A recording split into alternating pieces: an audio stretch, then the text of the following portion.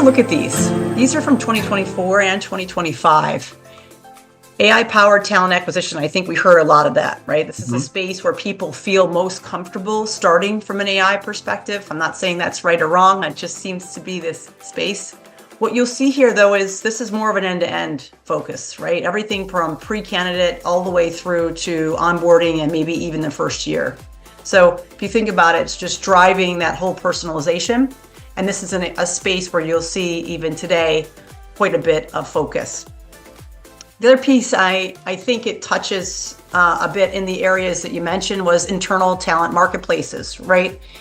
You hear many people wanting a talent marketplace. We had looked at this at the last company and was eager to move forward with it to really take the next step, because there is quite a bit of AI in these talent marketplaces, and it's giving typical HCM solutions quite a big lift. Another area is personalized learning and development.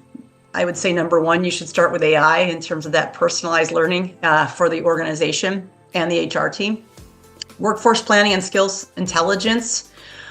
This is something that the skills, I think, is going to drive the entire area from an overall workforce perspective. We didn't hear much of that, but that's one that comes up.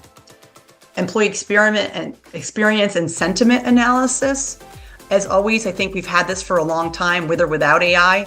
The question now is, how can we leverage these programs in a much more meaningful and fast and effective way? Performance management automation. Here, the question always is this list of 10, which one of these are most important to your business at this time or later, and where do you want to invest? But it gives you a good idea around what this looks like. And I want to focus on number 10, responsible AI governance led by HR. Of course, you want fairness, transparency, accountability, but also the training is important, and the leader's responsibility. I'm not sure that if everyone knows this, but if employees are downloading their own ChatGPT, cloud, whatever it might be that they're using, and they're using it on their work computer, all that information is owned by that company. So they put in, let's look at the mission and vision, or let's look at our revenue, and let's look at the new strategy we have, or the OKRs we put in, and you're putting it into that ChatGPT or any of the AI solutions.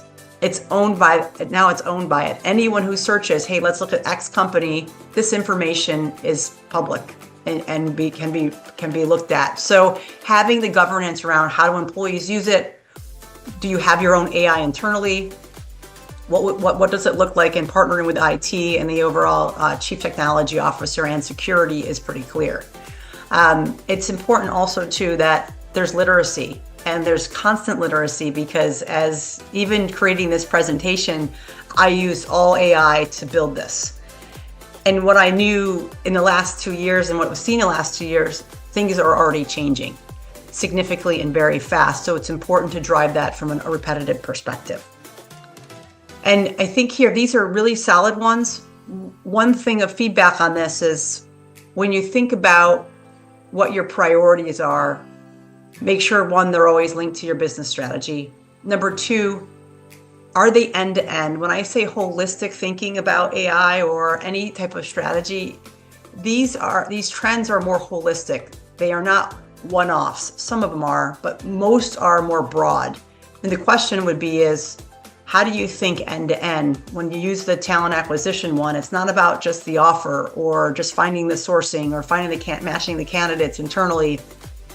It's about the entire experience, end to end, and really think about it that way, because that's when you're going to be much more innovative, much more mature in your overall approach, and you're able to leverage more of a platform perspective versus one-off AI solutions that you're pulling up here and there that you might not be able to measure or understand their impact. So just keep that in mind in terms of these trends and how do you want to use them going forward. It's a good starting point.